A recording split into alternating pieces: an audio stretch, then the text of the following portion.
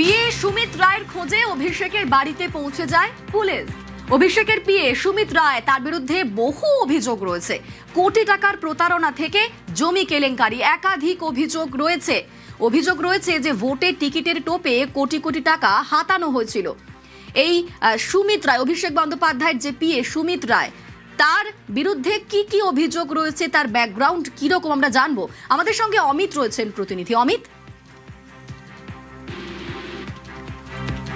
অমিতের কাছে যাবো, তার আগে আরো একবার জানিয়ে রাখি, অভিষেকের পিএ সুমিত রায়ের বিরুদ্ধে প্রতারণার অভিযোগ। ভোটের টিকিটের টোপ দিয়ে কোটি কোটি টাকা হাতানো হয়েছিল এমন অভিযোগ উঠছে। তারই পাশাপাশি জমি কেলেঙ্কারি, সেই অভিযোগও রয়েছে।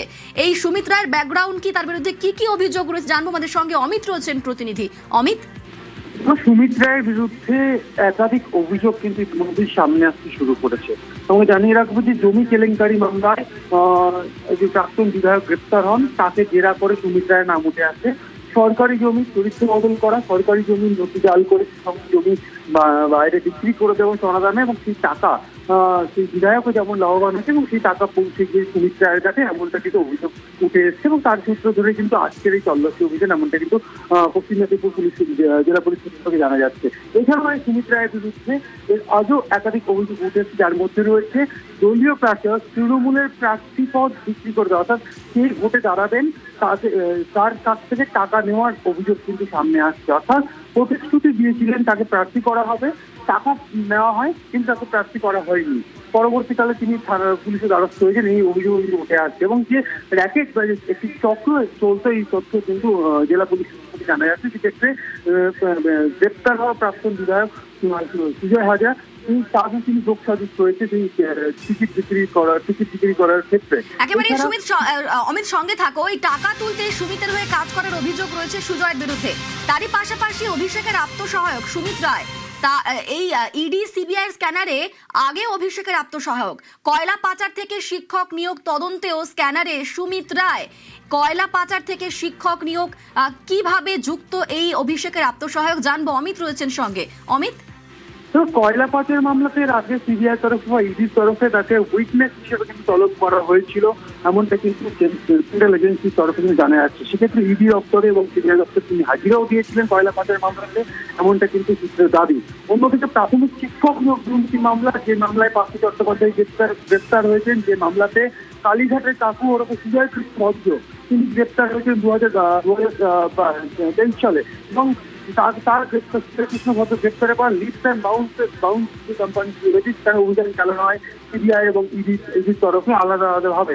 সেই সময় সেখান থেকে যে সমস্ত নথি বাজেয়াপ্ত করা হয়েছিল, সেই নথি সূত্র ধরেও উঠে এসেছিল এই সুমিত রায়ের নাম। ইডির তরফে 2023 সালের অক্টোবর মাসে তলব করা হয়েছিল এই সুমিত রায়কে। তিনি ইডি দপ্তরে হাজিরা দিয়েছিলেন, এমনটা কিন্তু ইডি সূত্রে খবর, তাকে জিজ্ঞাসাবাদের মুখোমুখি হতে হয়েছিল। স্বাভাবিকভাবেই একদিকে যখন জেলা পুলিশের কাছে সুমিতের বিরুদ্ধে আর্থিক প্রতারণার অভিযোগ যেমন সামনে আসছে, অন্যদিকে প্রাথমিক শিক্ষক নিয়োগ দুর্নীতি মামলা, কয়লা পাচার মামলা, এই সমস্ত মামলাতেও সুমিত রায় কিন্তু যোগ উঠে এসছে। বেশ, ধন্যবাদ।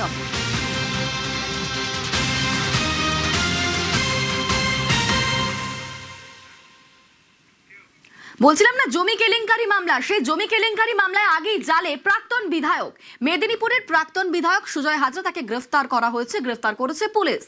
জাল নথি বানিয়ে সরকারি জমি বিক্রির অভিযোগ রয়েছে তার বিরুদ্ধে। আর শুধু জমি কেলেঙ্কারি নয়, আরো 9টি ধারায় মামলা সুজয়ের বিরুদ্ধে। এ নিয়ে আরো জানবো। আমাদের সঙ্গে শোভন রয়েছেন, প্রতিনিধি শোভন। এই সুজয় হাজরা, তার বিরুদ্ধে কি কি অভিযোগ, কোন কোন অভিযোগে গ্রেফতার করা হয়েছিল? অনিন্দিতা, দেখো, এখনো পর্যন্ত জানা যাচ্ছে যে প্রায় 9টি ধারা দেওয়া হয়েছে তার বিরুদ্ধে, এবং যার মধ্যে রয়েছে যেমন আইপিসির 420, 467, 468, 471, 472, 473, 406, 409 এবং 120B এই ধরনের ধারা তার মামলায় যোগ করা হয়েছে।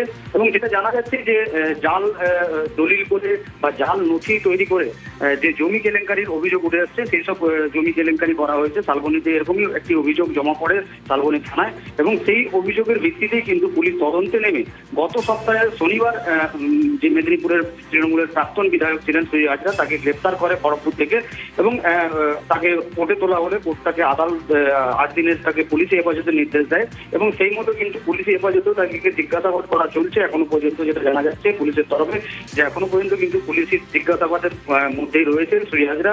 এবং এরপরে কি কি ধরনের আরো নথি উঠে আসে বা কি কি ধরনের আরো তদন্তের এবং অগ্রগতি হয় সেদিকে কিন্তু তাকিয়ে রয়েছে জেলা সহ রাজ্যবাসী।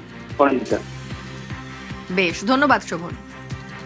এটা 2021 সালে যখন উনি জেলা সভাপতি, সেই সময় যে কমপ্লেনেন্টের অভিযোগ, যে কমপ্লেনেন্টের কাছে 10 লাখ টাকা নিয়েছিল শালবনী অন্তর্গত কোনো জায়গা তাকে কারখানা করার জন্য করে দেবে, সে টাকাও ফেরত দেয়নি আর জায়গাও সে পায়নি। এই অভিযোগের ভিতরে সবথেকে গুরুত্বপূর্ণ যেটা, সেটা হচ্ছে যে জায়গাটা নিয়ে অভিযোগ ছিল, এরকম একাধিক জায়গা যেটা সরকারি জায়গা, এই সরকারি জায়গাটাকে ব্যক্তিগত রায়তি করে এই জায়গাগুলো পরবর্তীকালে প্রমোটিং করে বিক্রি করছিল, ফ্ল্যাট করছিল, এই অভিযোগ। ধারা সবই নন অ্যাভেলেবেল আছে, 420, 406, 467, ফরজারি যতগুলো ধারা হয় ইনক্লুডিং 409ও আছে, যেহেতু সরকারি প্রপার্টি।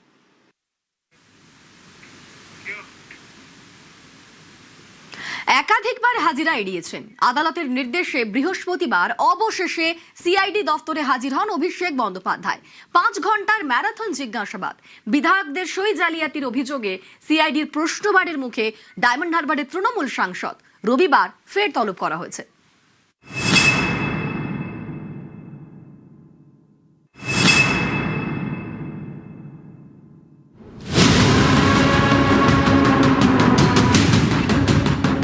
বিধায়কদের সই জালিয়াতির অভিযোগ, বৃহস্পতিবার অবশেষে সিআইডির তলবে ভবানী ভবনে হাজির হলেন অভিষেক বন্দ্যোপাধ্যায়।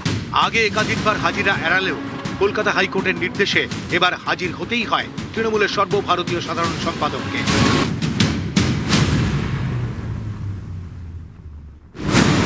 বৃহস্পতিবার সন্ধ্যে 6টায় অভিষেককে ডেকেছিলেন তদন্তকারীরা।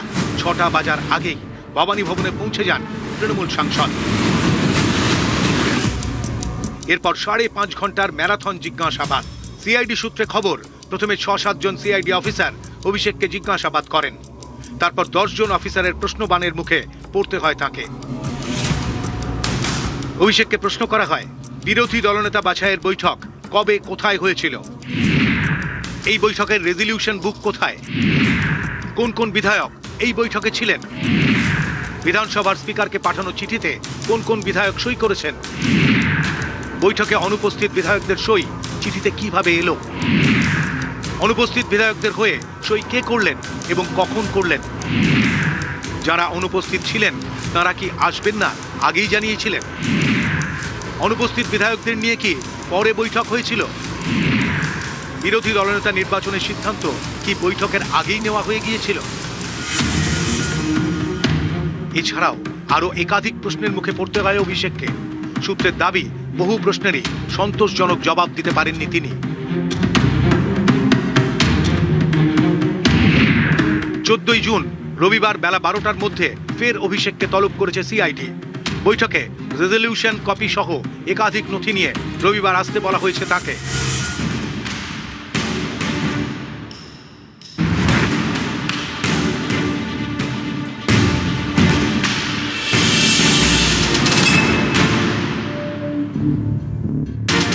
শোভনদেব চট্টোপাধ্যায়কে বিরোধী দলনেতা করার দাবি জানিয়ে বিধানসভার স্পিকারকে চিঠি দিয়েছিলেন অভিষেক বন্দ্যোপাধ্যায়।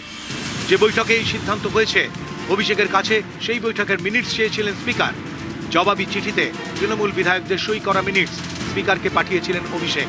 সেই চিঠি এবং সেই সই ঘিরে তুমুল বিতর্ক। বিধায়কদের সই জাল করার অভিযোগ উঠেছে। তৃণমূল বিধায়কদের তোলা অভিযোগের প্রেক্ষিতেই এফআইআর দায়ের হয়েছে, যার তদন্ত করছে সিআইডি। এই মামলাতেই ম্যারাথন জিজ্ঞাসাবাদের মুখে পড়লেন অভিষেক বন্দ্যোপাধ্যায়। নিউজ 18 বাংলা।